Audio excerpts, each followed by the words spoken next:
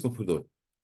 Logo, eu queria começar a aula por vos mostrar esta página de Wikipédia sobre os saltos, mas não na teoria das categorias. Aqui é só para vos mostrar o objeto tal que ele é definido de forma diagramática.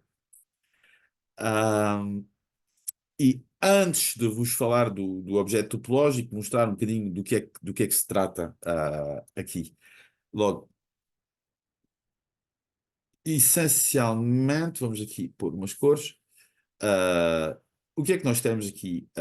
Nós temos dois espaços. Eu vou repetir o desenho, mas comentando. Nós temos X, nós temos o espaço Y e nós temos aqui um espaço Z. E aquilo que se pretende fazer aqui é imaginamos que a gente temos uma aplicação que vai de Z para X e uma aplicação que vai de Z para Y. Será que nós não podemos definir de uma certa maneira uma aplicação que vai de quer dizer, não é um bom ponto de vista. Uh, é, é, é, é- a ideia é esta. Uh, o que é que eu estou a fazer? Não, vamos olhar aqui o desenho. Logo temos este X, este Y, este Z, e a ideia é construir um espaço, P, que vai ser o tal push-out, o tal soma amalgamada, que vai permitir definir aplicações de P para Q. Imaginamos aqui o X, o Y e o Z, e os morfismos pensam em grupos, por enquanto, só grupos. Ah, ah, e nós queremos poder definir aqui um certo objeto que vai tornar este diagrama comutativo. Então, o que é que isto significa? Significa, no fundo, vamos fazer um quociente e vamos querer definir uma aplicação de passagem ao quociente. Como nós fizemos aqui antes. Temos X, que vai aqui, o espaço de chegada seria o Q, e temos uma certa passagem ao quociente e queremos definir a seta aqui entrechada, é a seta U, que é uma certa aplicação de um certo U, com um certo quociente. Só que aqui é um bocadinho mais complicado, porque ele não tem só uma passagem ao quociente, eu tenho uma situação onde eu tenho, entre aspas, duas passagens ao quociente. Tá? Eu tenho duas aplicações. E no fundo, este quociente, ele é um quociente que, para explicar as coisas de forma errada, mas talvez objetivamente mais visual, é como o que está aqui, como uma passagem ao quociente, mas com dois espaços, com duas relações. E o que é que queremos que este diagrama satisfaça? Nós queremos que esta coisa seja comutativa, ou seja, se eu vou tentar não me enganar, o que é dado é o F e o G, que vão corresponder essencialmente ao nosso U aqui, e o espaço quociente que nós queremos determinar, e no fundo o π, a estrutura quociente, aqui ela é modelizada, ou seja, vamos pegar isto em vermelho, ela é modelizada pelo P que eu tenho aqui e estas duas injeções. Ou projeções, podemos dizer, passagem ao quociente. Logo, o que está aqui a acontecer é uma generalização da passagem ao quociente, mas na presença de duas aplicações.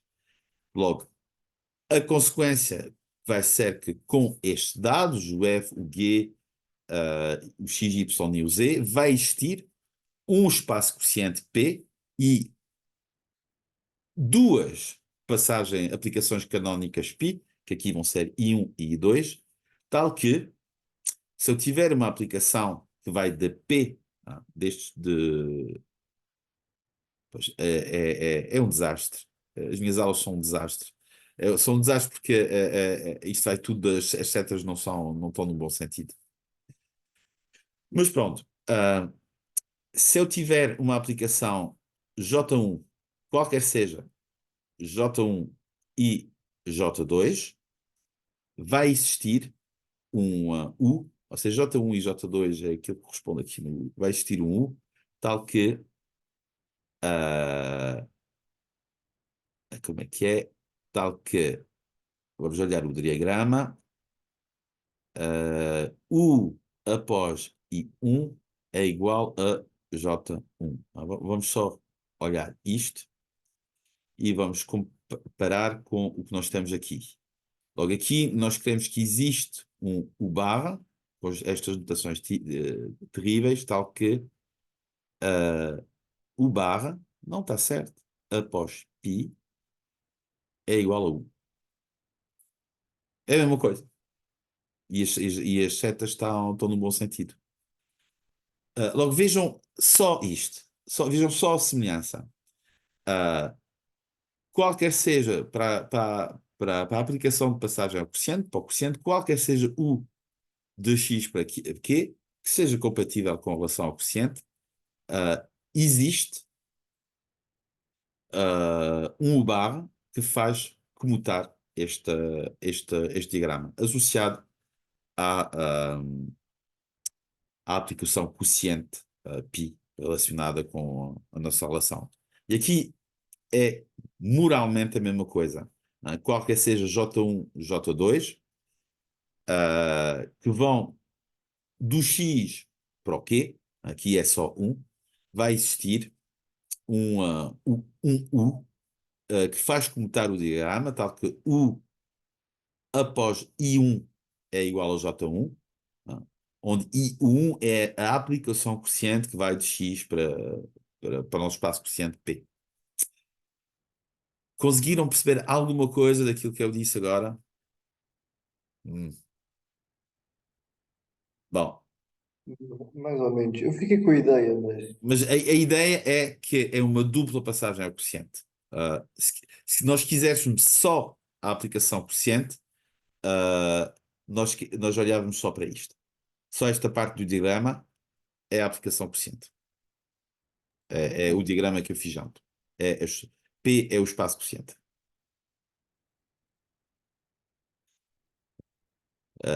Depois podiam-me perguntar, mas espaço quociente é em relação ao quê? Ao quê? O que é I1? É a projeção, qual é a relação de equivalência? Não vou dizer, mas que sim, vou dizer. A relação de equivalência, o P seria o quociente de X por o núcleo de J1. E o núcleo de J1 é uma relação de equivalência que é essencialmente, cujas classes de equivalência, classes, são as pré-imagens por J1. São o J1 menos 1 de Q, onde Q pertence a grande Q. Logo aqui, o que nós estamos a fazer, aquilo que eu quero que vocês percebam disto, é quase nada, é só que, conseguimos fazer o mesmo processo simultaneamente com outro espaço. Há um requisito para poder fazer esse processo, e o requisito é, no fundo, que nós temos duas setas que ligam estes dois espaços, x e y. Logo, para ter uma dupla passagem ao quociente, eu preciso, a priori, de uma ligação entre os dois espaços, que é realizada por essas duas setas. E não precisam perceber mais do que isso, por enquanto. Logo, eles depois, na página Wikipédia, eles falam de vários exemplos. O exemplo que nos vai interessar está aqui, que é isto que eu vou explicar a seguir. O exemplo que eu gostaria de começar era, no qual eu tinha previsto fazer a minha introdução, era este aqui, ou seja, o produto ou a soma amalgamada na categoria dos grupos, que, como podem ver, vai ter uma aplicação em topologia algébrica no teorema de Van Kampen. Então, quando é que vamos fazer o teorema de Van Kampen? Se tudo correr bem, daqui 3 semanas, mais ou menos, ou seja, ao final do mês. Logo vamos aqui, se quiserem depois ir nesta página.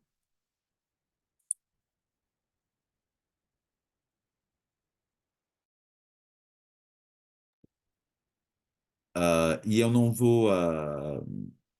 vou descrever o que acontece aqui, só vos aconselho a olhar. Estava a ver se havia português. Olhar esta página sobre o produto livre, porque nós vamos falar disso. O que é que eu quero que vocês leem?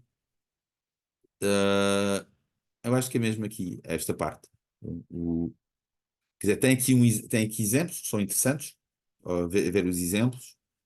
Ah, não, eu quero que vocês leem esta página. Pronto. Interromper aqui o compartilhamento. Eu vou precisar de me ausentar menos de um minuto. Vou para perguntas.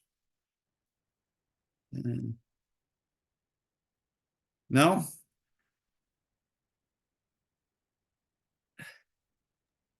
Não, professor, pode começar. Ok. Então, temos que vir aqui. E temos que vir aqui abaixo e eu tenho que fazer isto. Não sei porque que. Ok.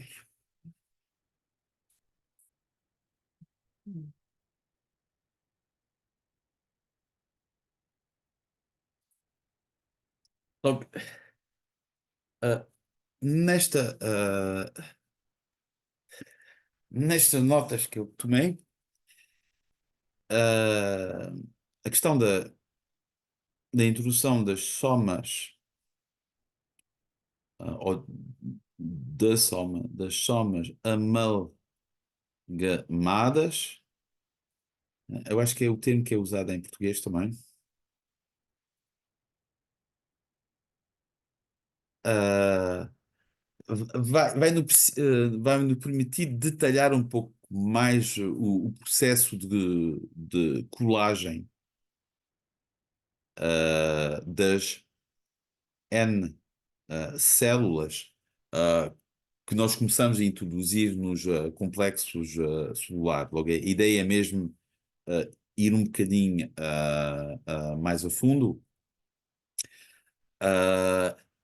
Eu acho que também já falei do buquê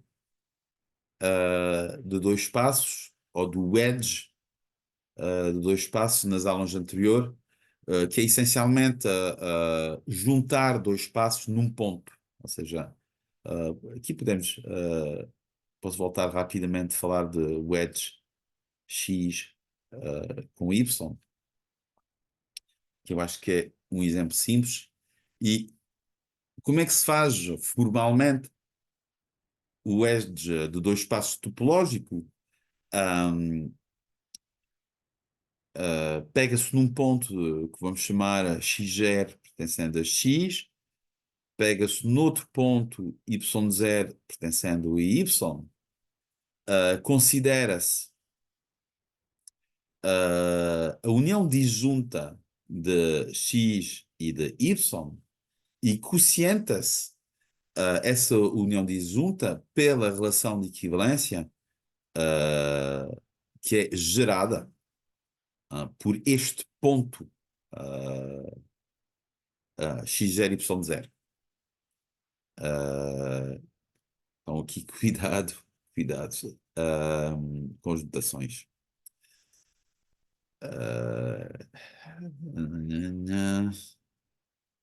Sim, está correto, está correto. O que x0, y0 é um ponto do produto cartesiano da união disjunta ao quadrado. E é esse ponto que vai me permitir, que vai gerar o ponto no fundo, do espaço onde vivem as relações de equivalências, que vai gerar que eu vou escolher para gerar uma relação de equivalência sobre a união disjunta. Logo, isto é que é o wedge, a construção formal disto. Em prática, o que é o wedge? Nós vimos aquele exemplo que o Ruben voltou a mencionar, que era o exemplo da esfera S2, onde eu ligava o Polo Norte e o Polo Sul por, por uma linha, que eu chamo A, e o que é que ia dar? O que é que ia dar? Não, não era o A, precisamos do B. Então, voltamos aqui ao exemplo, com o B, com outra linha, e no fundo, este espaço todo nós chamamos X, é constituído a partir da esfera, e quando nós colapsamos o B, logo aqui podemos tirar, logo X quocientado por B, dava uma coisa estranha, por causa do colapso da linha, do meridiano definido por B, que era a esfera junta com um laço, um caminho fechado. Logo, isto é mesmo um wedge, que é S2, wedge S1. Então, é uma esfera junta num ponto com S1. Logo, isto é um processo de construção que é formal, mas que pode ser representado de forma muito intuitiva. Como é que, em termos diagramáticos, este espaço quociente é, é definido? Bem, essencialmente, nós pegamos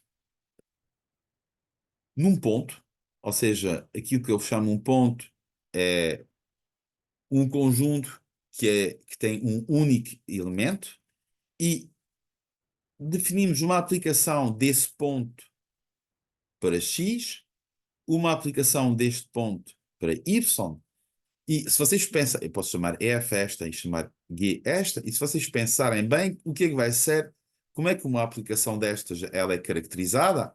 Bem, ela é caracterizada pela sua imagem no ponto. E a gente pode dizer que a imagem de F nesse ponto vai ser X, vai ser um ponto X, que eu vou chamar XZ, da mesma forma, a imagem de G nesse ponto vai ser uma certa imagem YZ. E aqui estamos a começar a ver aparecer aquele diagrama que eu mostrei no Wikipedia, onde nós temos aqui um par de duas aplicações que faz a junção entre o X e o Y. E Z, nesse diagrama, é o conjunto definido por esse ponto. Muito bem. Logo, onde é que a passagem ao quociente, que eu tentei introduzir com a página Wikipedia, ela aparece? Bem, ela aparece no final. Nós queremos enviar Y nesse tal passo quociente, né, que é o XY.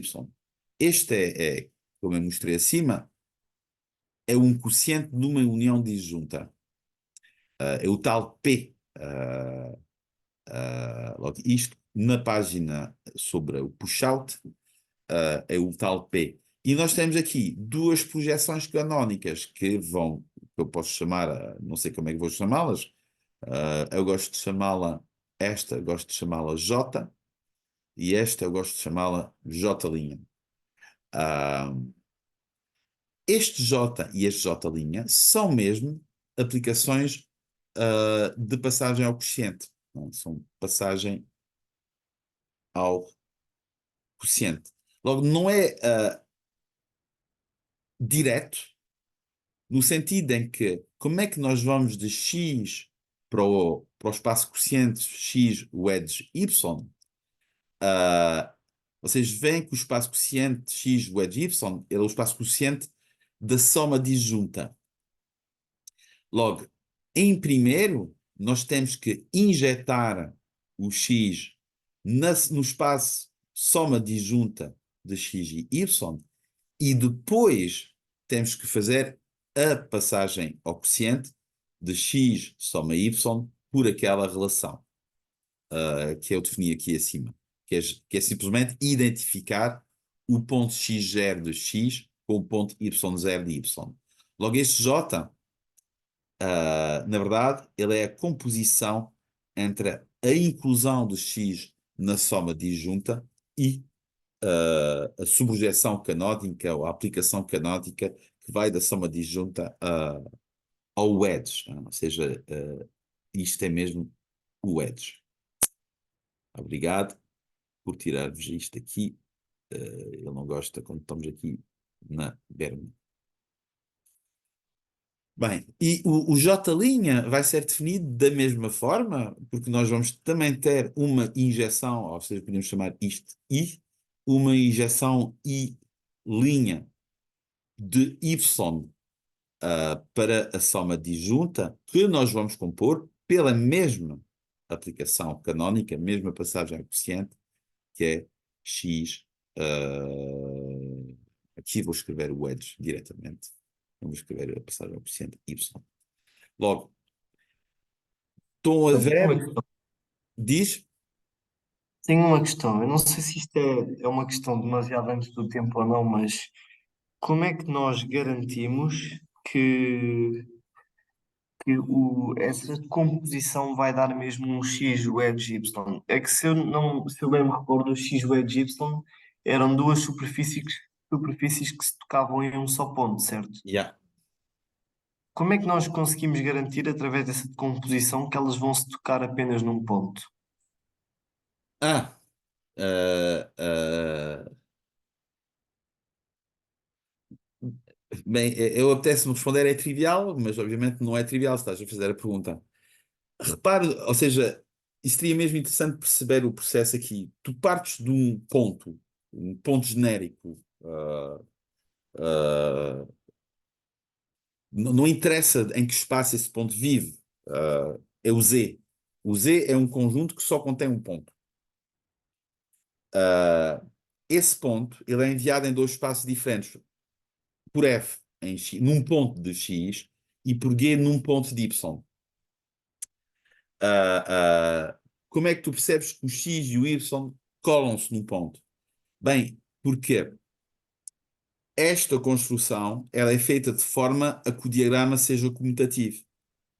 Logo, se tu olhares a comutatividade do diagrama, o que é que ela faz? Ela pega neste ponto, envia no x0 e o x0 por j é enviado aqui, j de x0. Mesma coisa, Sim. y0, ela pega no ponto, pega de y0 e no j' de y0. E neste passo aqui, o que é que acontece ao jx0 e ao j' de y0? Tem que ser iguais? Têm que ser iguais. São O diagrama iguais. comutar. Diz? Mas isto é porque nós queremos que o diagrama comute. Não, não. Isso é por causa da construção que nós escolhemos para a relação de equivalência. Ou seja, a nossa, a nossa relação de equivalência, ela pega, ela pega em x0 e y0 e ela identifica-os. O que é j de x... Não, credo, não é j de x0. O que é i de x0? Bem, i de x0, ele pertence a x. Ele pertence Sim. a x enquanto parte de x união disjunta de y. Logo, há Ok. aqui uma distinção formal entre x, o conjunto x, e x como parte da união disjunta. Ok. Pronto, logo, logo, tecnicamente, esta relação está mal definida. Eu devia ter dito I de x0 e I' de y0. Só que esta identificação entre x e x sozinho e x parte da soma disjunta, em geral a gente diz que é a mesma coisa, para simplificar. Mas ela existe, aqui está incorreto. Logo, é isso que vai te dar, que vai te garantir que, como elas são identificadas pela relação de equivalência, a imagem do... Aqui acontece a mesma coisa. Aqui é J de I por causa desta composição. Aqui é J de I de x0, não é x0. Aqui é J de I' de y0. Só que esta composição, em geral, identificamos, não dizemos que o elemento X, dentro do X na união disjunta, nós notamos X como se fosse o elemento do X sozinho. Mas tecnicamente temos esta identificação, sim. Logo, porquê que eles juntam-se no mesmo ponto? Por causa daquilo que a gente acabou de dizer. Porque estes dois pontos são iguais. Logo, obviamente, quando tu olhas isso, tu dizes, quer dizer, obviamente não é óbvio, mas tu dizes, epá, deve haver aqui outro diagrama. Outro diagrama que envolve justamente a soma disjunta e esta projeção. Não? Eu aqui tenho outro diagrama. Tenho uma injeção de x para i e de y e linha. Ok. E estes diagramas bem, são comutativos. Não estou a dizer. Não, quer dizer, são comutativos pela definição. J é π após I e J', por definição, está aqui, J' é π após I'. Só que eu tenho um dó de vocês próprios e tenho um dó de mim. Já temos diagramas. Eu estou a tentar encontrar um exemplo simples. Não vamos enfiar aqui dentro a representação diagramática ou categórica, se preferirem, da união disjunta. Mas ela está ali atrás. Agora, cuidado com essa questão da comutatividade. Logo, aqui é comutativo, aqui é comutativo.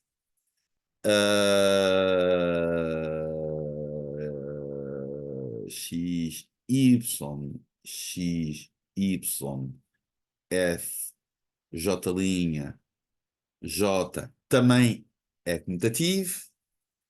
Logo, qual é a pergunta que vem a seguir? É isto. Ponto de interrogação. Isto é um ponto de interrogação que queria ser comutativo. É comutativo? Ha! Ou seja, nós temos I' após G, que é isso, que é igual a I após F. Foste tu que abriste esta caixa de Pandora, Ruben, e eu que não me consigo controlar, fui direito para dentro. Não Ah, foi mal, não foi mal. Gostei. ah, não tem nenhuma razão de ser comutativo. Não estamos de acordo? Ou é trivialmente, ou não tem nenhuma razão de ser comutativo, ou é trivialmente comutativo. É uma coisa ou outra. Ok. Não tem nenhuma razão de ser. Não, espera, porque começas do ponto. Não, não, justamente não é comutativa. Não, não. Conseguem ver porque não é comutativa? É muito simples porque não é comutativa. Porque a imagem por F é x0. E I de x0 não tem razão nenhuma de ser igual a J. I', desculpa. I' de y0.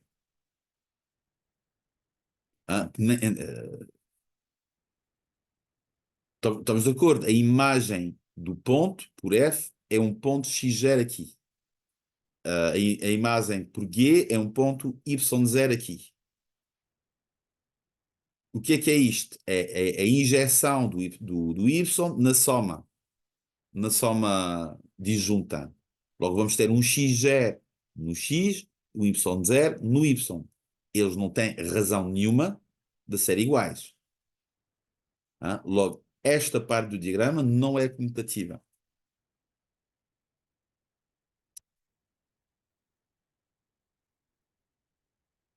E isso poderia ser explicado, é uma das coisas que eu queria, aliás, evitar falar, mas pronto, abriram uma porta, eu entrei por dentro, porque tinha isto preparado. E justamente esta construção do wedge é uma forma de tornar comutativo este diagrama aqui escondido. Mas pronto, não faz mal, eu só entrei aqui para justificar porque é que os dois espaços colam-se no ponto e como é que formalmente essa colagem acontece, ela acontece nesta igualdade. Esta igualdade, ela acontece por causa da escolha da relação de equivalência que nós tivemos. Bem,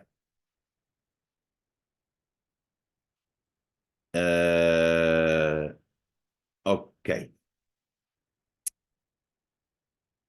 Logo, isto era um exemplo mais básico possível de uma soma amalgamada, que é o buquê de dois conjuntos, ou o wedge, que corresponde a juntar dois espaços, podem não ter nada a ver, dois espaços topológicos, podem ter nada a ver um com o outro, por um ponto, e obter um novo espaço. Logo, aqui, o elefante na sala é que, muito bem, em termos de teoria do conjunto e de diagramas e de comutatividade, nós, de facto, definimos um espaço quociente que tem essa característica de colagem, só que falta o ingrediente mais importante, que é a topologia disto.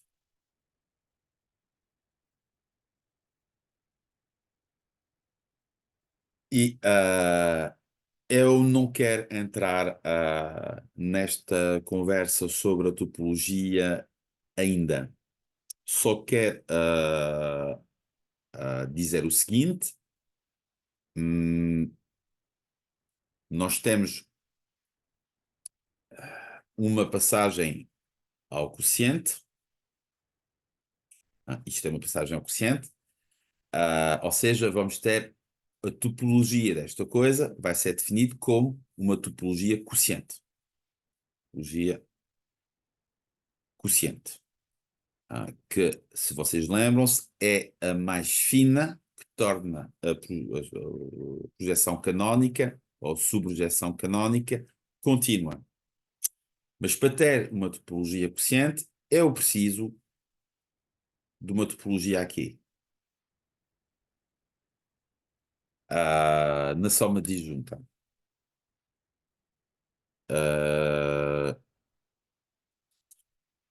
Eu não quero falar da topologia aqui. A topologia aqui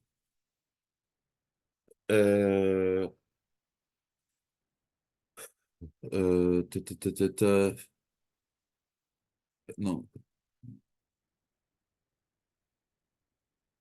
Yeah, yeah, yeah. Yeah, posso rapidamente dizer o que é?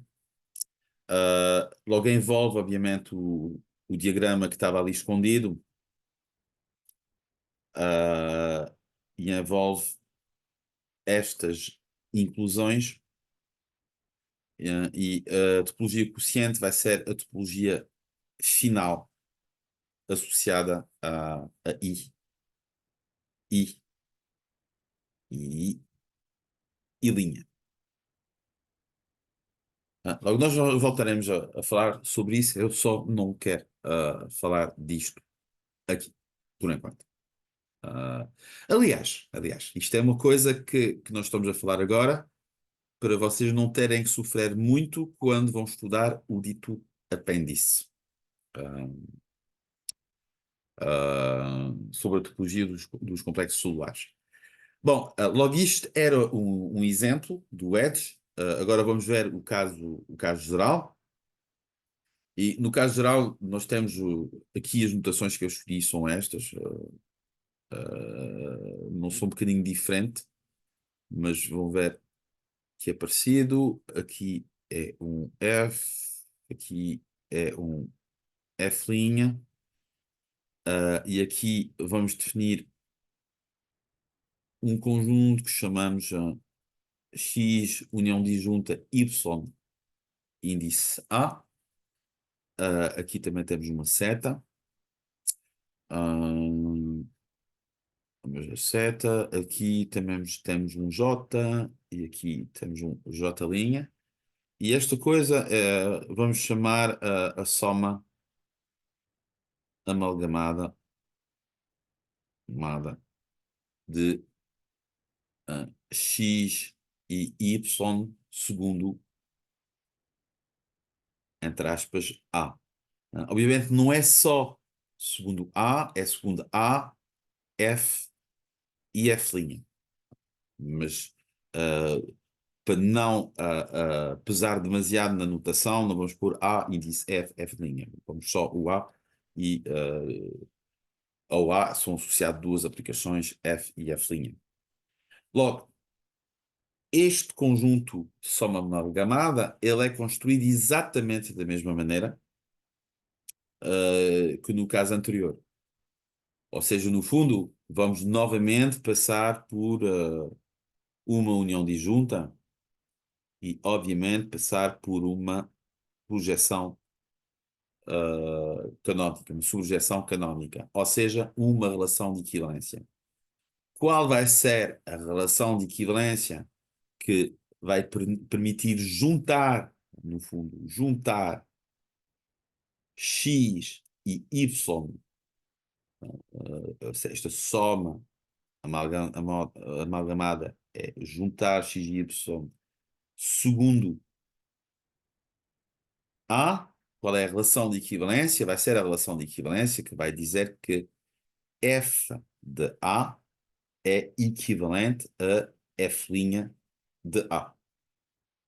Ou seja, lembram-se do caso anterior, nós pegamos num ponto A pertencente a A, a sua imagem por F' vai ser F' de A pertencente a X', por F vai ser F de A pertencente a X.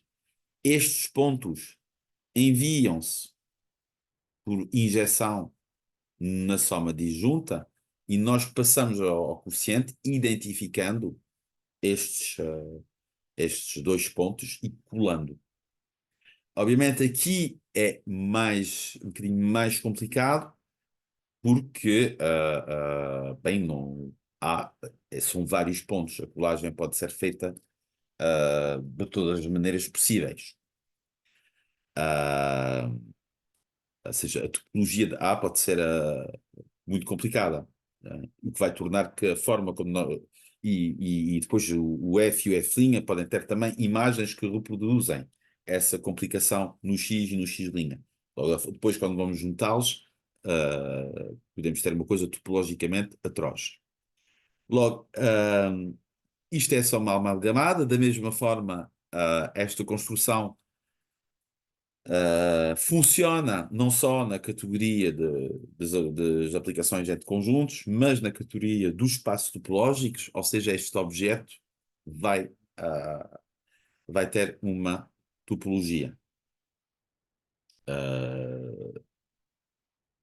Vai ser construído da mesma maneira que nós vimos antes.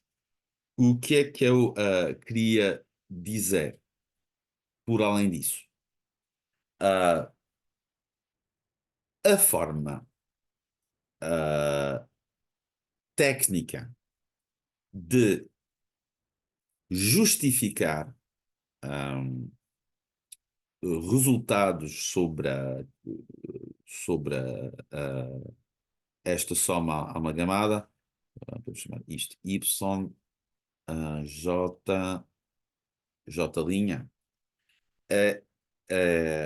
ou seja, a forma formal para justificar isto é outra vez aquilo que aparecia na página Wikipédia, que é que, no fundo, este espaço, esta soma amalgamada, ele resolve um problema universal, que é o seguinte, que é que qualquer seja uma aplicação φ e filinha ou seja, vamos pegar φ para um certo espaço Z e filinha para um certo espaço φ e filinha para um certo espaço, ou seja, de x' para Z, tais que elas verificam uma certa relação de compatibilidade com a passagem ao quociente que já mencionamos, o que, no fundo, reduz-se a dizer que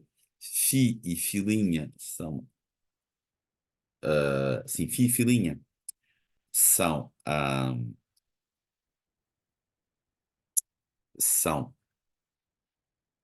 constantes nas classes de equivalência, logo tais que nós temos que φ após F é igual a filinha após F', isto é compatibilidade com aquela relação de equivalência que eu não estou a mostrar aqui, mas que define este espaço quociente. Então, existe uma única aplicação φ, que vai ser contínua, de x a y para z. Logo, isto... Desculpa interromper, mas eu tenho que me ir embora, portanto, Ok. resto uma boa aula e depois Oh, meto o vídeo no YouTube, se faz favor. sim, boa aula, Tchau, tchau. Ruben, tu também.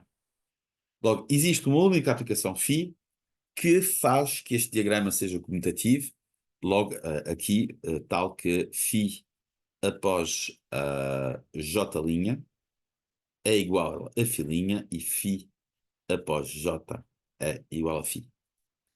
Logo, esta definição da soma amalgamada como solução deste tipo de problema universal, em termos na linguagem categórica, é extremamente útil, pode ser muito abstrato, mas é extremamente útil para demonstrar as coisas rigorosamente.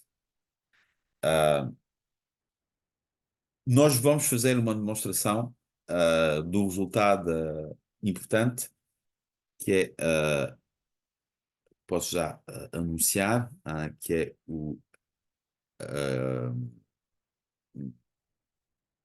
como é que eu vou dizer isto? Não é suposto eu fazer isto hoje, por isso que eu não pensei na palavra.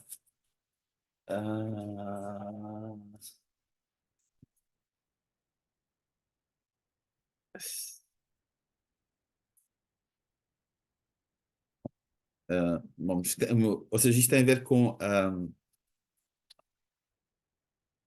uma propriedade de... Não, exatamente. Nós vamos ver uma propriedade de invariância da homotopia, invariância da homotopia entre complexos celulares, que vai justamente usar esta definição, não, este critério formal. Isto tem a ver com, nos vídeos do outro, que eu vos aconselho, no YouTube, tem a ver com a propriedade de extensão. Propriedade de extensão das homotopias. Das homotopias. Bem, que horas... Vamos aqui só pausar um bocadinho a gravação. Logo, eu vos falei disso com que objetivo?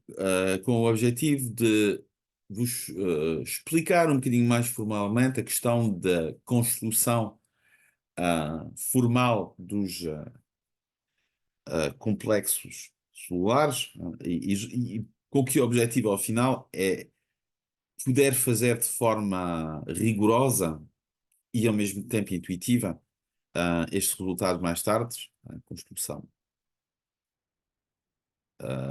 formal dos complexos solares. Vocês vão precisar disso para estudar a topologia dos complexos solares, dos complexos solares, e em particular, não sei se vocês lembram-se, mas um complexo solar é a adjunção iterada de capa-células. Começamos com, eu acho que tinha um dado x0, o zero esqueleto, que são pontos, depois acrescentamos, fazemos a adjunção ou colamos a umas células da dimensão 1, depois células de dimensão 2, etc, etc, até, se o complexo for de dimensão finita, até xn. Eu voltei a dar hoje um dos exemplos que nós tínhamos visto com a decomposição celular de uma esfera, de dimensão 2. Ou seja, isto é um processo iterativo e numa das etapas, por exemplo, imaginamos que isto seja só numa das etapas, há aqui de pelo menos uma N célula que vai ser feita. E logo, eu queria mostrar como é que formalmente essa adjunção é feita numa etapa deste processo iterativo. E o que é, no fundo, aquela aplicação de colagem da qual nós falamos quando eu dei a definição de um complexo solar. Logo, na construção formal, o que é feito nessa única etapa? É feito o seguinte, com este diagrama, nós temos a aplicação de colagem. Quer dizer, aqui eu não estou a olhar num complexo, nós estamos a olhar este conjunto, ou seja, X união Sn-1 é N. Logo, aqui o que é isto? É a adjunção de uma N célula a um espaço X. Logo, o que é que vai ser? Vai ser aqui a inclusão para Dn, a aplicação de colagem para X e o seguinte diagrama comutativo, com aqui o nosso espaço quociente Sn-1 Dn,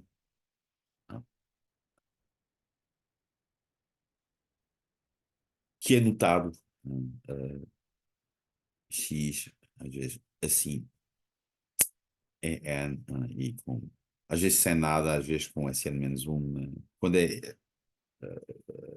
ou seja, é explícito quando nós estamos a fazer a adjunção de uma N célula,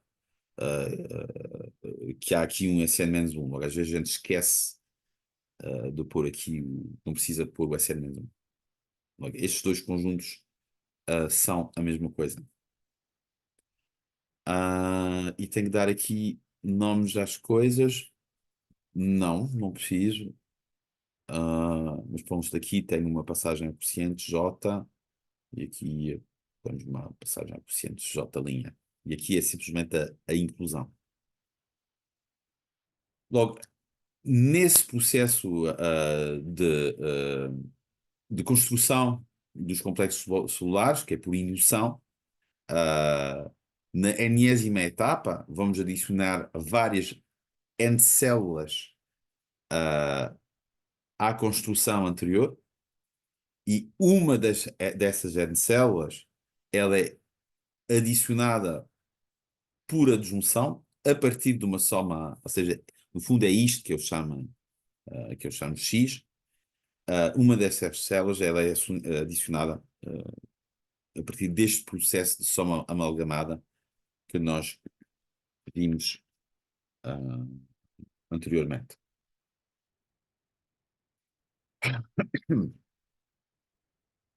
Perguntas?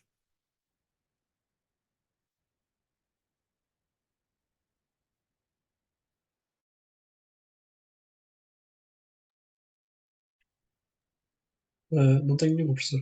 Ok. Então, com isto, nós vamos passar à segunda parte. Agora vai ser o segundo capítulo, podíamos dizer, 2.1. E este segundo capítulo vai ser sobre a noção de homotopia. Noção de noção de homotopia.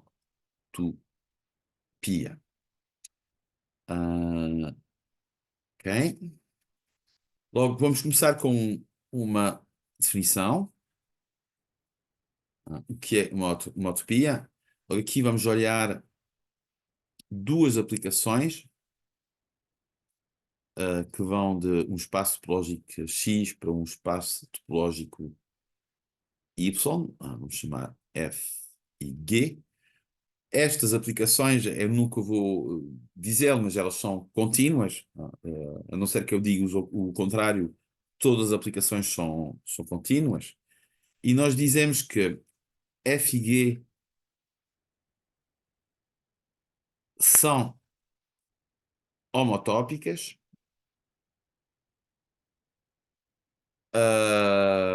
formalmente, se existir, já vou dar exemplos concretos, se existir uma aplicação grande F, que vai de x vezes o intervalo i, e o intervalo i vai ser sempre o intervalo de 0 a 1 fechado, para y, tal que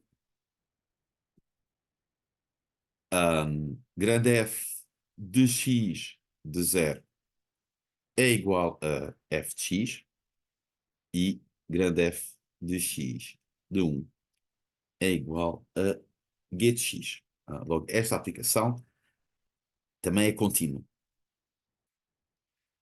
Esta propriedade denota-se F, e aqui podemos pôr um grande F. Logo, aqui cuidado com este tipo de notações, porque eu já usei, aqui são homotópicas, homotópicas, mas já usei este sinal para dizer isomorfas ou homeomorfas. Logo aqui, como é que nós não confundimos isto por enquanto, com o homeomorfismo? Bem, simplesmente porque seria um homeomorfismo entre duas aplicações. Não faz muito sentido. Mas pelo conceito, pelo contexto aqui, a gente percebe que falamos, só vamos utilizar isto entre aplicações quando se fala de homotopia. Logo, o que é que esta propriedade, o que é que esta aplicação F representa, no fundo? A melhor maneira de o ver é, em vez de considerar, mesmo é só uma notação, em vez de notar grande F de xt, é notar a grande F de xt, grande F índice t de x. E perceber que o t, então, ele varia entre 0 e 1. E varia, ou seja, o f varia continuamente em função de t. Ou seja, a função ft varia, que é uma função que vai de x para y, para t fixo, varia continuamente em função de t. Logo, a noção de uma utopia é exatamente isto. Nós temos duas aplicações do mesmo espaço de partida e mesmo espaço de chegada, e elas são ligadas por uma utopia, já agora grande F,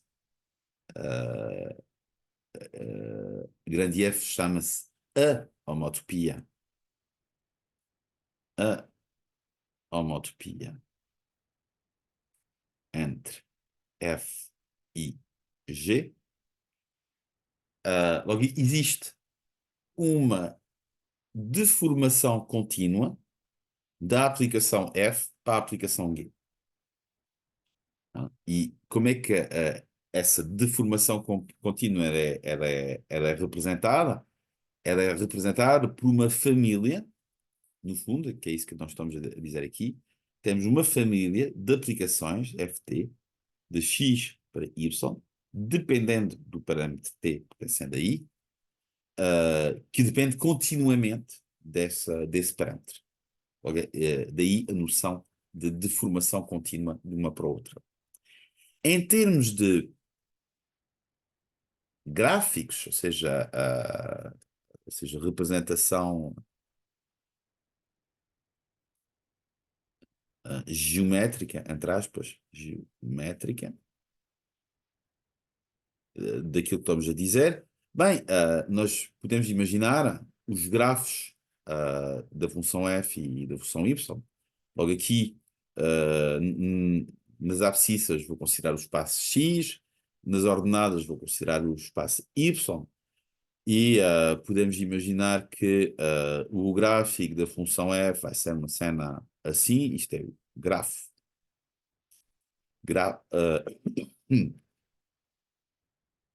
Assim, é o gráfico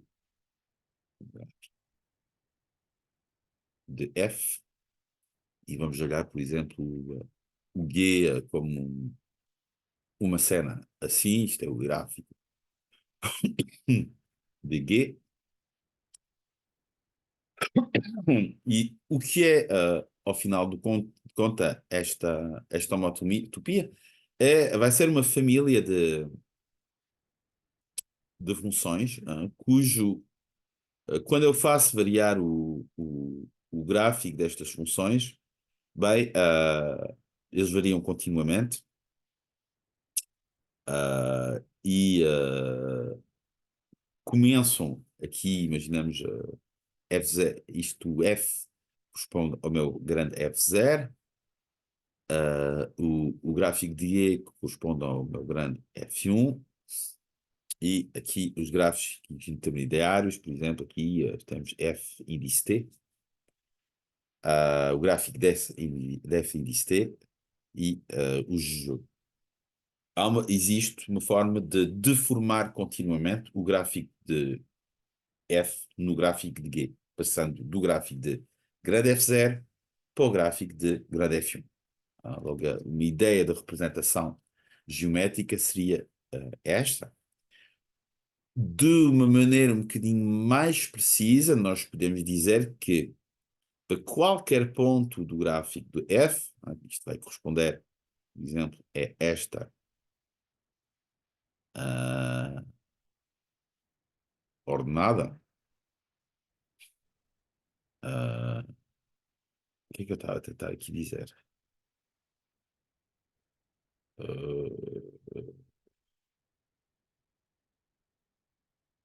Aqui tem que ter cuidado naquilo que nós estamos a dizer. Ou seja, se eu pego num X pertencente a X, aquilo que eu estou a representar aqui não é bem uma linha. Ou seja, estas interseções querem dizer o quê? Quer dizer F T de X, que é F de X T. Logo, isto acaba por ser uma aplicação que vai de T. Tivemos um corte. Vamos retomar. Ainda está. Agora estava a Pode dizer. repetir a parte que foi ao vermelho. É que nós não vimos essa parte. Não vê? Não vimos a parte que o professor fez agora ao vermelho. Sim, sim, eu vou voltar a A parte explicar. que caiu. Aqui. Só um segundo.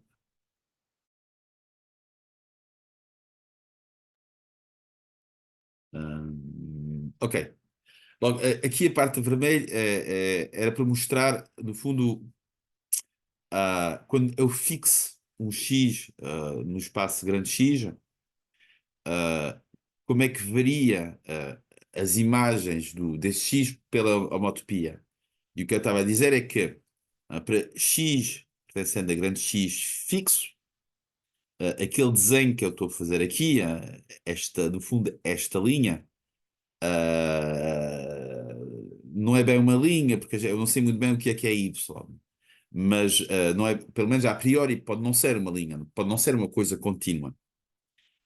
Só que isto é de facto contínua, porque, bom, porque a dependência em relação a T do grande F é contínua, mas é uma aplicação contínua que não é ou seja, não é um caminho no produto, mas é um caminho no Y, porque isto é uma aplicação que vai do intervalo 0, 1 para grande Y. Logo, fazer isto, o que é que vai definir? Para um X fixo, vai definir aquilo que a gente chama um caminho em Y, e um caminho contínuo em Y. Logo, era para nós termos uma representação um bocadinho intuitiva da noção da homotopia. Vou-vos dar outro exemplo, um bocadinho fora do contexto. Exemplos, aliás. Um primeiro exemplo é que se nós considerarmos C um conjunto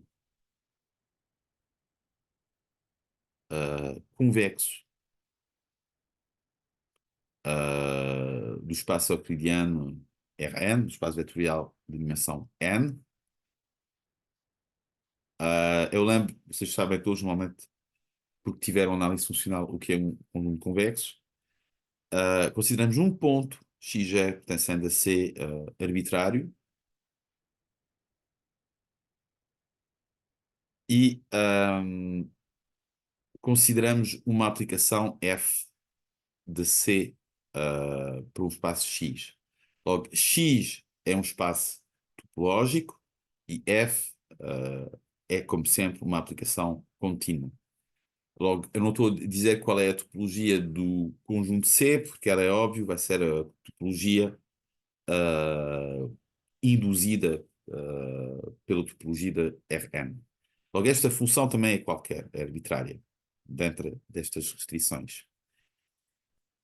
Então, nós podemos olhar para esta função grande f, que vai de C produto com, já vou definida da seguinte forma, f de 1 menos t de x mais t x0, ou seja, é uma aplicação grande f que vai de C vezes i para o nosso espaço x, vai definir uma homotopia, define uma homotopia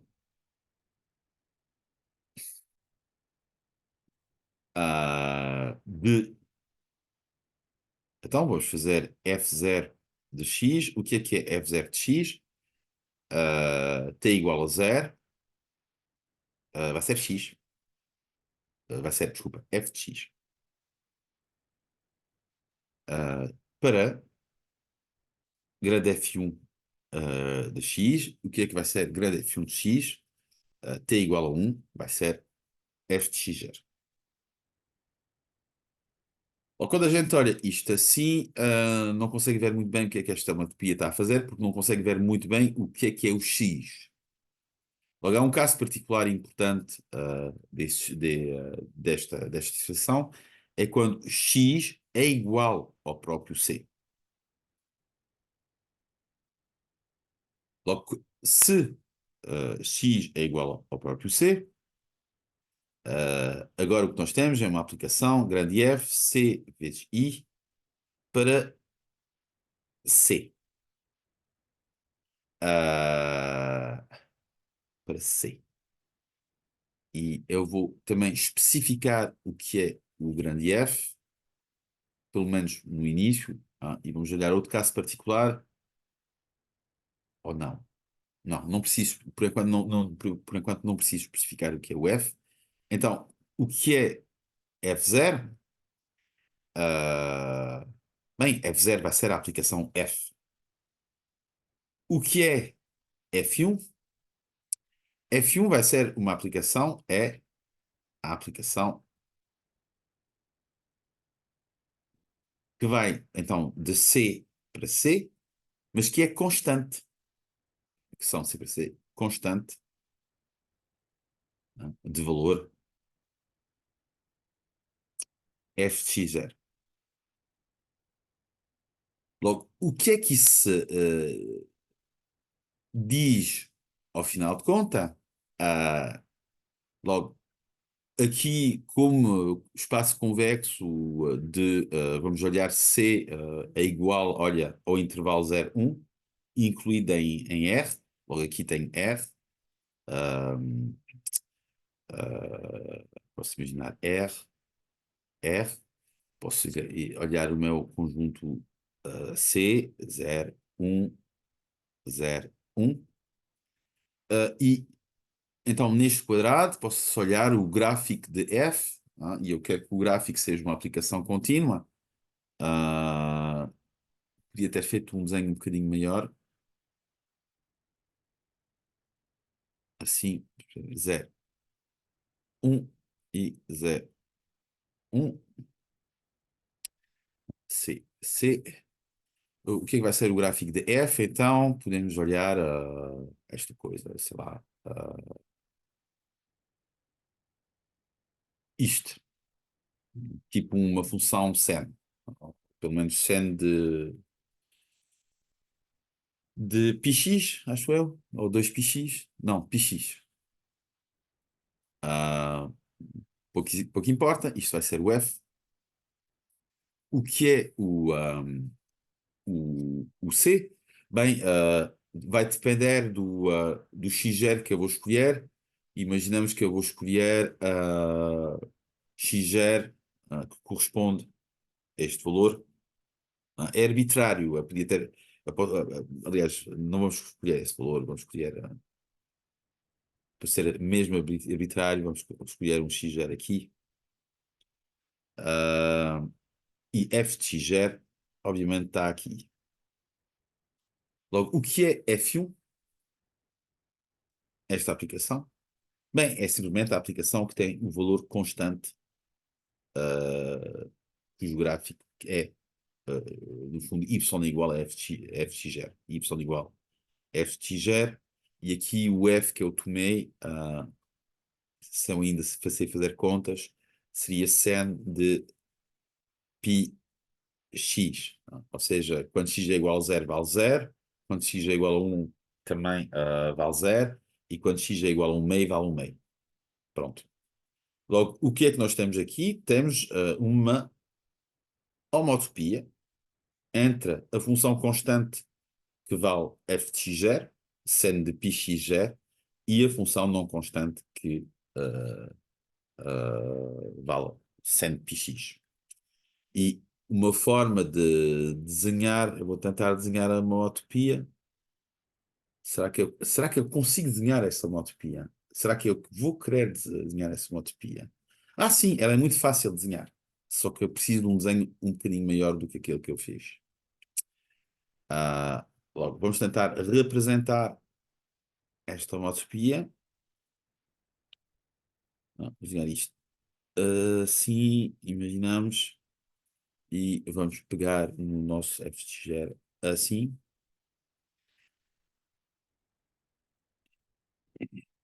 Não, não vai ser fácil de desenhar. Acho que não. Porque o que é o nosso FT de X era F de 1 menos T X mais T X0. E obviamente isso não tem uma expressão muito simples.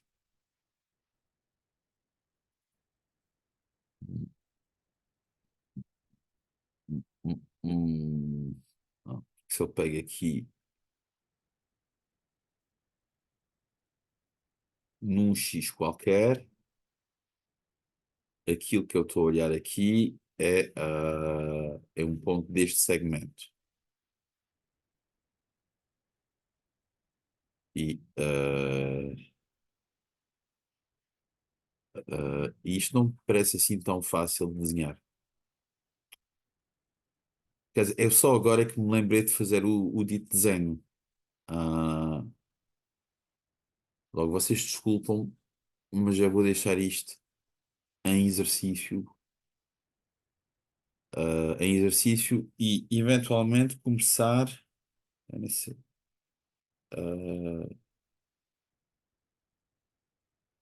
se eu, não, isto não vai ser simples. Eu não vai ser simples. Desenhar a homotopia, representar essa homotopia.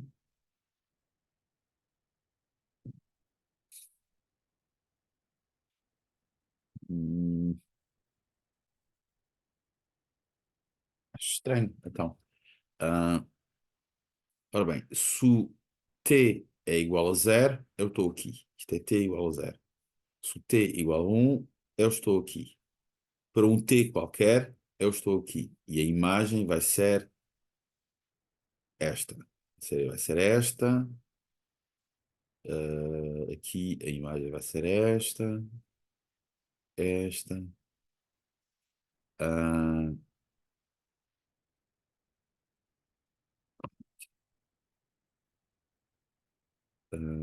Deixa-me aqui pensar. O que é que eu quero dizer com isto? Ah,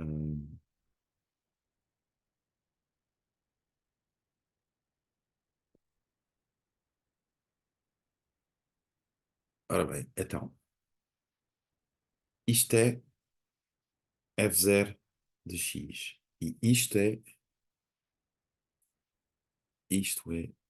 f1 de x.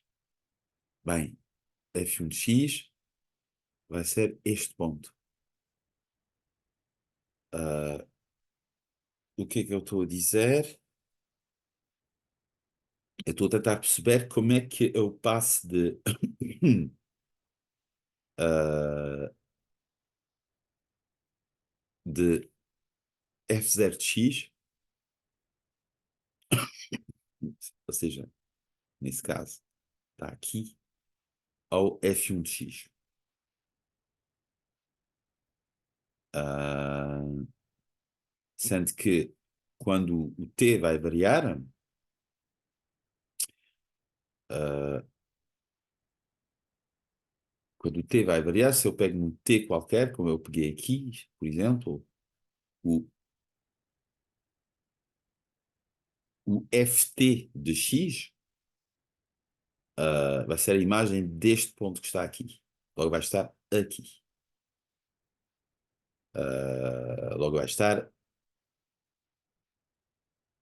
o ft de x, que corresponde a este ponto, vai estar aqui. Logo, de alguma forma, eu começo em f0, os pontos aqui vão se afastar até este valor, e depois, quando eu estou em t igual a 1, eu vou voltar a aproximar-me ou seja, deste ponto. E a homotopia é muito estranha. Ela sobe e depois ela desce. Ah, ah, Logo parece, a representação parece uma coisa. O exemplo é simples, mas a representação parece aqui muito mais complicado do que eu estava a dizer, eu fiz na minha representação aqui. Logo, o que a gente gostaria e o que a gente vê que é possível é construir uma utopia que seja mais simples, ou seja, em vez de ser esta coisa complicada, se eu tiver aqui estas duas curvas, bem, posso imaginar a fazer uma coisa assim, e depois uma coisa assim, e depois uma coisa assim, até progressivamente aproximar-me da reta horizontal. Ou seja, a gente percebe que esta função assim, ela vai deformar-se aos poucos, para ser uma reta. Não, não. Não é muito difícil perceber que existe uma deformação contínua que faz isto. Agora, como é que eu posso fazer? Ou seja, eu acho que esta que eu quero representar, esta homotopia que eu quero representar, seria uma outra homotopia, e isto é capaz de ser interessante, que seria mais esta homotopia, f de x mais t, f de x0. Logo, esta aqui, g de 0, é f, e g de 1 é constante igual a f de x0. Logo, a razão pela qual eu introduzi esta homotopia será clara mais tarde, em vez de escolher esta. Esta é mais simples, é obviamente contínuo, porque uma combinação linear de funções contínuas é contínua, e esta é muito mais fácil de representar, e vou fazê-lo com este desenho que eu tinha aqui.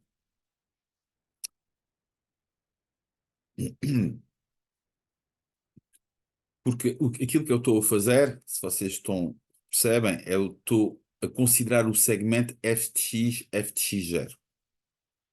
Logo, se eu pegar num x qualquer,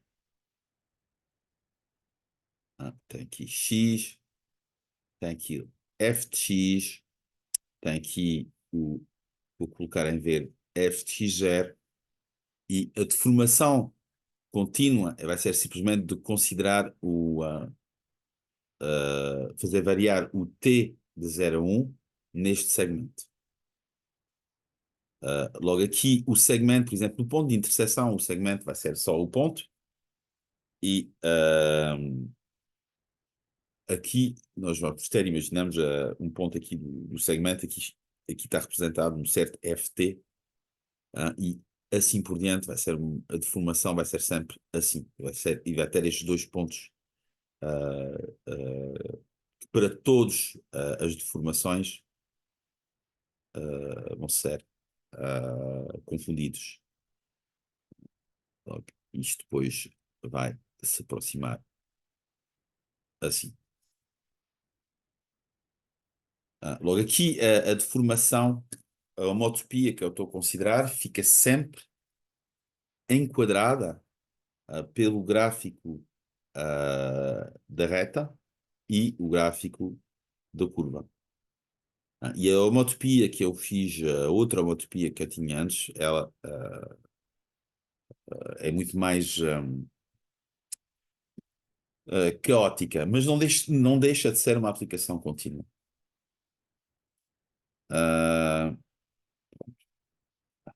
Eu disse muito mais do que aquilo que eu queria dizer neste exemplo, mas é assim. Outro exemplo de uma utopia muito engraçado é se nós considerarmos um espaço topológico também arbitrário e uma aplicação F deste espaço topológico para a esfera S2, e vamos supor que esta aplicação não é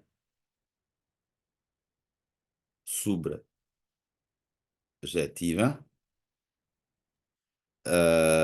Logo, nesse caso, essa aplicação também vai satisfazer a um mesmo tipo de propriedade que nós vimos no exemplo anterior. Vamos ter que f, se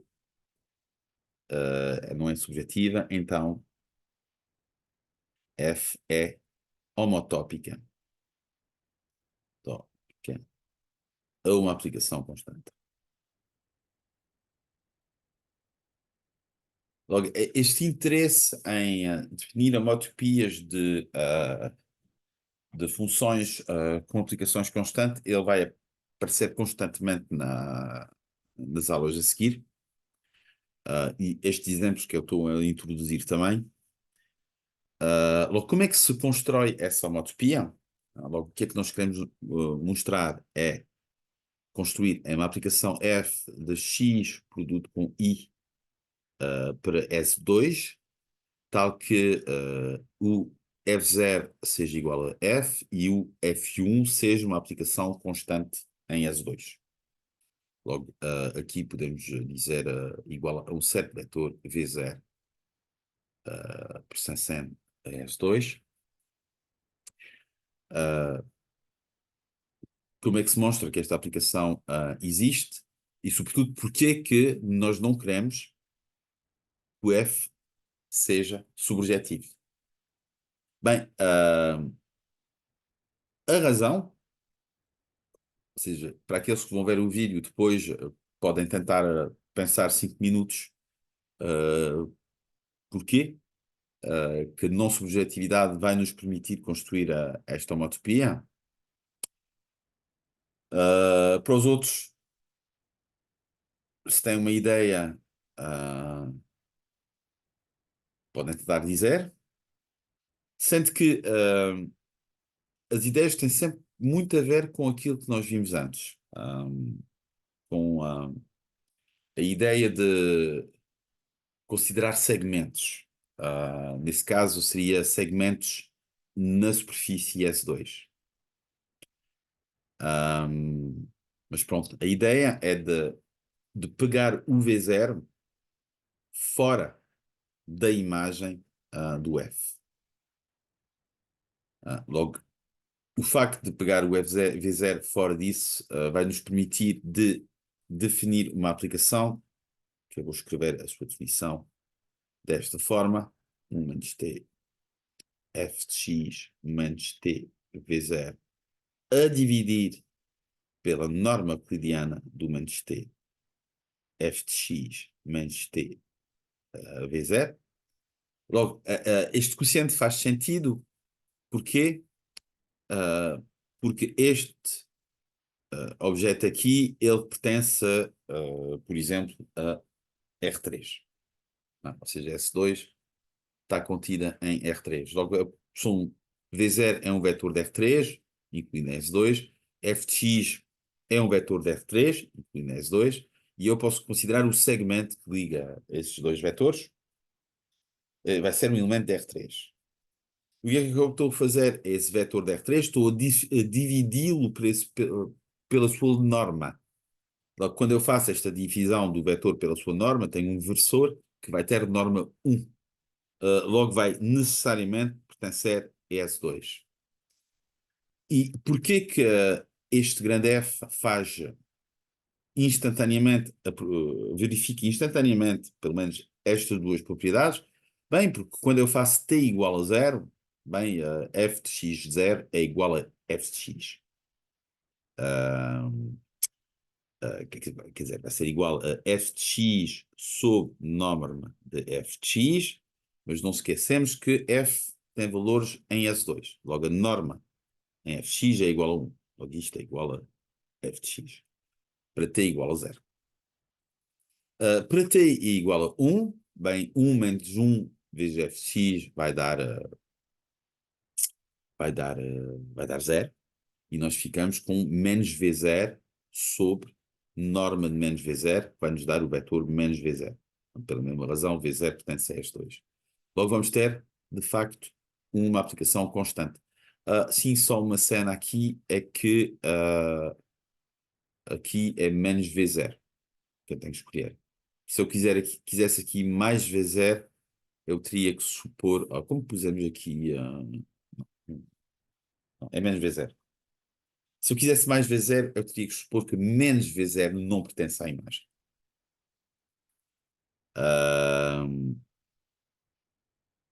Pronto. Então, porquê que isto está bem definido e porquê que isto é contínuo? Bem, o único problema, obstáculo à continuidade desta aplicação é o numerador se anular. E vão ver que esta hipótese aqui garante que 1 menos t f de x menos t V0 é sempre diferente do vetor nu. Logo também, isto é uma pequena aplicação muito rápida. Vamos supor que eles são nulos. Menos t f de x é igual a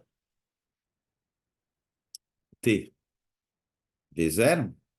E, por acaso, de forma muito semelhante àquilo que foi usado numa dúvida do Ruben no início, bem, o que é que vamos fazer aqui? Vamos utilizar o facto que f de x e v0 pertencem a S2. Logo, vamos fazer a norma euclidiana. Mas a norma euclidiana destes dois vetores vai-me dar que 1 menos t é igual a t. Porque isto é de norma 1 e isto também é de norma 1. Mas isto quer dizer que o t é igual a 1 meio. Logo, a condição de igualdade só é possível se t é igual a 1 meio. Mas se t é igual a 1 meio, vai implicar que 1 meio de f de x é igual a 1 meio de v0. Ou seja, f de x é igual a v0. Só que não é possível f de x ser igual a v0,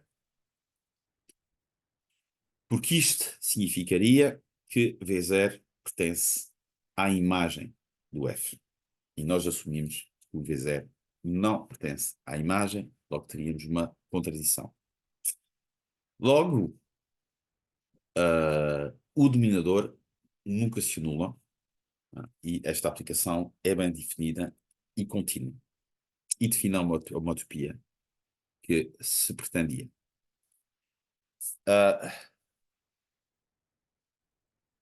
Um pouco mais geralmente, que a noção da homotopia que nós definimos aqui é uma noção da homotopia relativa, ou seja, noção de homotopia relativa, onde aqui vamos considerar um subconjunto A, um subconjunto de X. Então, outra vez, a considerar aplicações que vão de X para Y, Q. Logo, dizemos que F é homotópico a G relativamente a A, e aqui vou escrever a homotopia grande F. Se F, por além de ser uma homotopia, ou seja, F é uma homotopia, exigimos que verifique, que satisfaça outras condições, que verifique,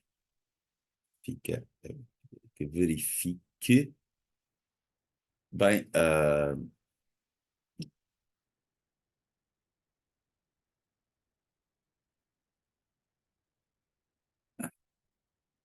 okay, bem que a restrição, qualquer seja T, a restrição de F índice T a A seja igual à restrição de F a A, que seja igual à restrição de G a A.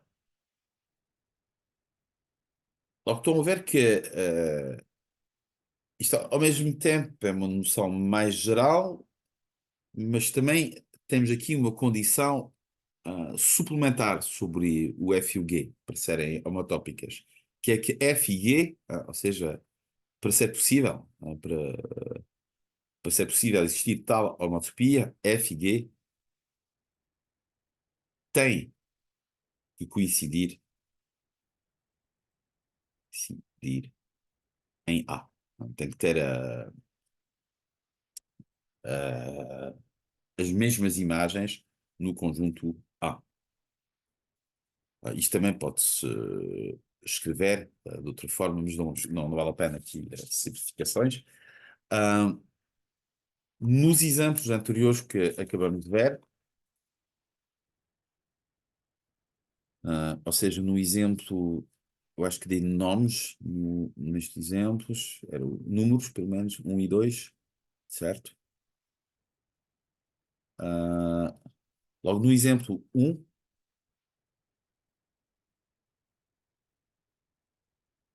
onde nós tínhamos ft, que vai de um convexo para um convexo, e nós tínhamos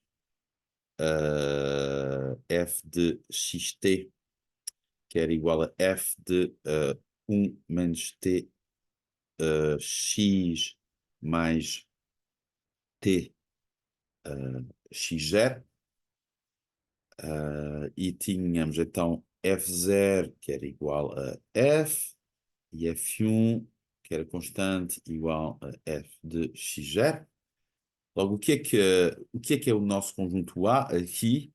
Bem, reparem no seguinte, que f de x0 t é f de 1 menos t x0 mais t x0, ou seja, menos t x0 mais t x0 dá 0, fica f de x0. Logo, qualquer seja t, o valor de grande f em x0, grande f índice t em x0, é constante e vale f de x0. E, obviamente, f0, ou f pequeno, em x0 vale f de x0. Então, aqui, nós temos que f0 é homotópico a f1. Vamos escrever isto assim. Ou seja, temos que f é homotópico a f de x0 relativamente a x0, que é o nosso conjunto A. Subentendido, f de x0 é a aplicação constante que vale f de x0. Logo aqui, no primeiro exemplo, tínhamos um exemplo de homotopia relativa. Desculpa, que há aqui barulho.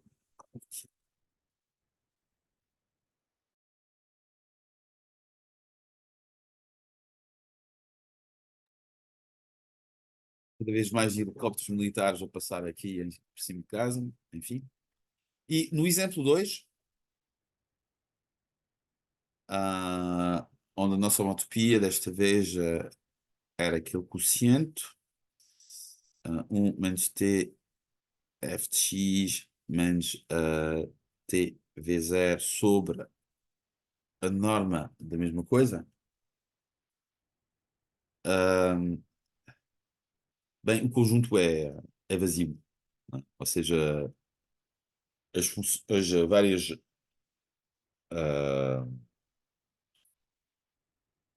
ou seja, os FTs não coincidem em nenhum sítio particular. Ou seja,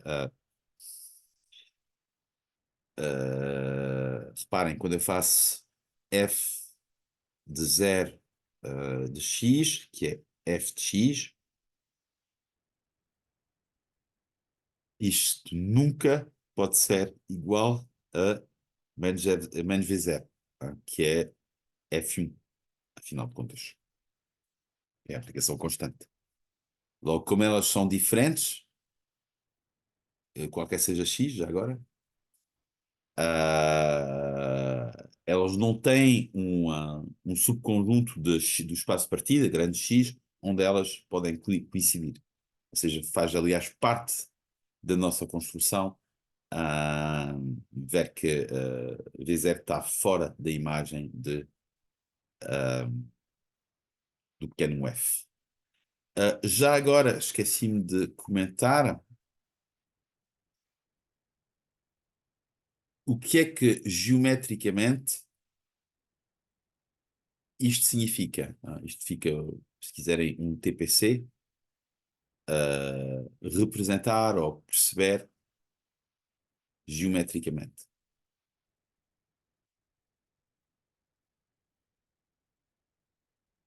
Logo, obviamente que é difícil representar geometricamente se a gente não sabe o que é o x.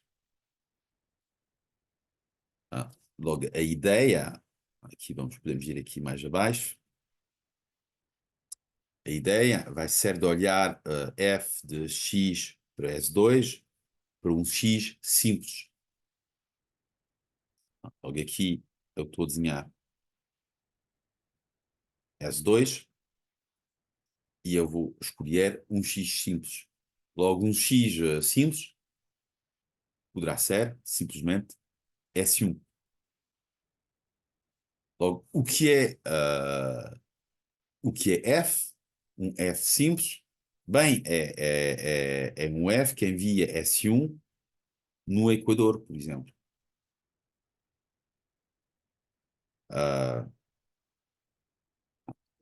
Eu quis fazer uma escolha do F que é simples.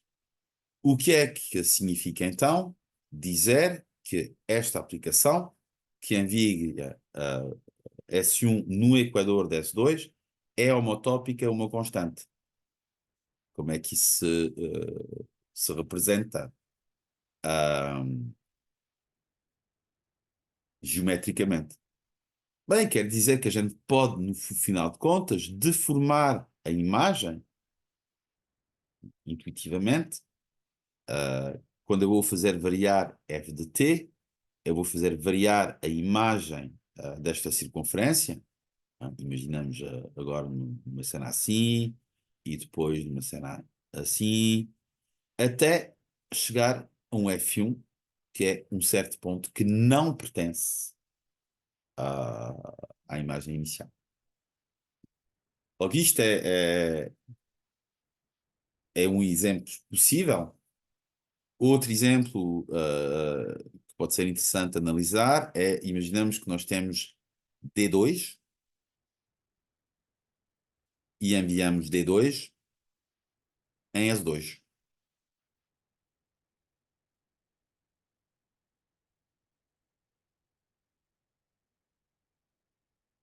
Logo, quais são os exemplos de funções que eu posso olhar aqui? E outro exemplo também interessante é enviar S2 em S2. Sendo que o F agora que eu vou ter aqui não pode ser, não é subjetivo. Aqui também não é subjetivo. Bom, aqui no caso do D2, a gente pode imaginar, tipo, vai ser enviado num conjunto que é homeomorfo a D2, dentro de S2, e o mesmo raciocínio também se aplica, porque se o conjunto é homeomorfo a D2, eu posso deformá-lo num ponto, ao final de contas. S2 também é uma superfície, logo também pode ser enviada em D2. Aquilo que eu não posso ter é a identidade, por exemplo, aqui. A identidade, que é uma propriedade que nós vamos ver, identidade de S2 não é homotópica a uma aplicação constante. Logo, nós não estamos a demonstrar isto, nós demonstramos que se uma aplicação não é subjetiva, então ela é homotópica a uma constante. Isso não quer dizer que uma aplicação subjetiva não seja também não existe uma aplicação subjetiva que seja uma tópica e uma constante. Não existe, de facto. Em particular, a identidade não é uma tópica, é uma constante. Mas vamos ver essa propriedade mais tarde.